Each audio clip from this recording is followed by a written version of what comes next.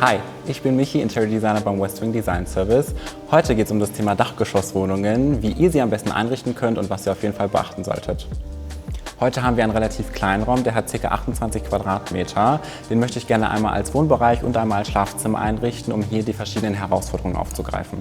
Bei unserem heutigen Projekt bleibt der Grundriss in beiden Räumen gleich, jedoch die Dachschräge verändert sich ein bisschen. Im Wohnbereich haben wir einen Kniestock von ungefähr 60 cm und einen Dachschrägenwinkel von 140 Grad.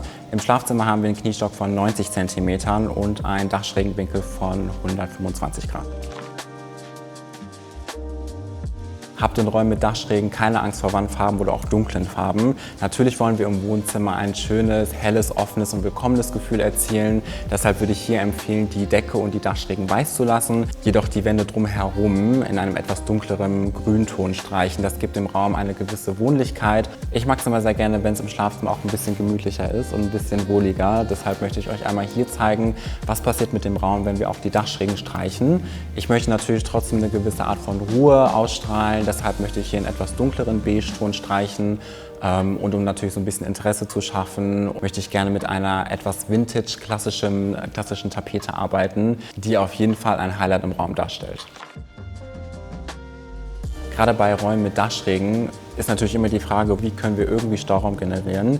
Wir haben ein ganz tolles System bei uns, das ist das Ani-System. Da haben wir ein modulares, langjähriges Produkt, was du immer wieder mitnehmen kannst, auch mal in andere Wohnungen. Das Tolle hier ist, dass wir das wirklich flexibel an die Dachschräge anpassen können und somit eben wirklich das Maximum an Stauraum rausholen können.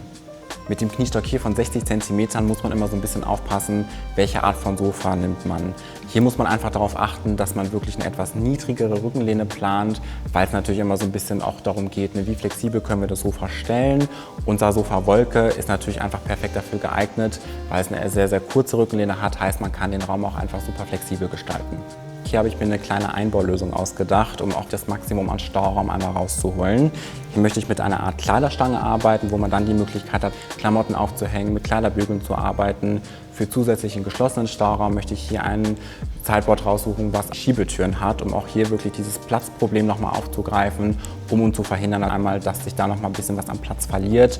Und man kann natürlich dann auch super flexibel vielleicht nochmal eine Art Lowboard einplanen für zum Beispiel Schuhe oder sonstiges. Weil ich hier wirklich bewusst den Fokus auf diese wunderschöne Wandgestaltung und diese tolle Tapete setzen möchte, kann man natürlich auch dann sehr, sehr gut ein Bett wählen, was zum Beispiel keine klassische Rückenlehne hat. Somit sind wir natürlich sehr, sehr viel flexibler, was die Raumgestaltung angeht. Bei dieser Art von Dachschräge, das ist natürlich auch etwas sehr spitz zulaufend, möchte ich mich gegen eine Pendelleuchte entscheiden und plane hier wirklich eine Einbauleuchte, die etwas niedriger zur Decke ist und hier einfach auch nicht das Gefühl vermittelt, man läuft irgendwie direkt dagegen.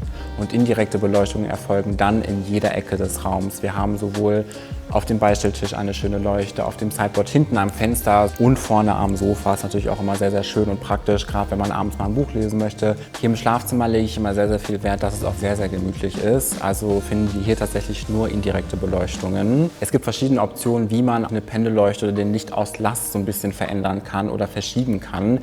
Durch eine Affenschaukel oder durch Kabelkanäle zum Beispiel. Ich möchte hier in dem Raum auf jeden Fall eine Art Pendelleuchte über den Nachttisch hängen. Das gibt so eine Art Hotel-Feeling, was ich immer im Schlafzimmer auch völlig in Ordnung finde. Auf der anderen Seite möchte ich gerne nochmal eine Leuchte planen, die wieder perfekt dieses Farbthema aufgreift, die auch nochmal für etwas mehr Gemütlichkeit auch in dieser Ecke sorgt. Für das Thema Textilien in beiden Räumen habe ich noch ein paar Tricks für euch. Im Wohnbereich, es müssen natürlich auch keine klassischen Vorhangschals sein. Gerade hier auch mit dem Sideboard wird es ein bisschen schwierig. Deswegen möchte ich hier gerne eine Art Raffrollo einbauen, die natürlich dennoch viel Gemütlichkeit in den Raum bringt und bei Bedarf auch diesen gewissen Sichtschutz mit sich bringt. Dekokissen und Teppich dürfen natürlich auch nicht fehlen. Um das Schlafzimmer zu verdunkeln, arbeite ich klassischerweise mit Verdunklungsplissés. Und natürlich, um dieses weitere Textilthema einmal so ein bisschen mit auszubauen, möchte ich hier bewusst einmal den Kleiderschrank so ein bisschen verstecken. Unsere Kleiderschrankplanung hier funktioniert wunderbar ohne weitere Kleiderschrankverkleidung. Jedoch, um so ein bisschen mehr Ruhe zu schaffen und auch nochmal so ein bisschen dieses Textilthema auszuarbeiten in diesem Raum, möchte ich hier schöne Vorhänge einmal davor setzen, die so eine gewisse Art von Ordnung nochmal mit reinbringen, da man hier natürlich auch die Möglichkeit hat, einfach so ein bisschen seine Sachen zu verstecken. Mit Dekoration kann natürlich jetzt jeder so ein bisschen seine eigene Persönlichkeit nochmal mit in den Raum reinbringen. Ich weiß, Dachschrägenwohnungen bieten halt so ein bisschen Raum für Herausforderungen, sind auf jeden Fall eine kleine Challenge. Aber ich hoffe, mit diesen Tipps und Tricks habt ihr es jetzt ein bisschen einfacher und ihr zaubert euch selber ein wunderschönes Zuhause.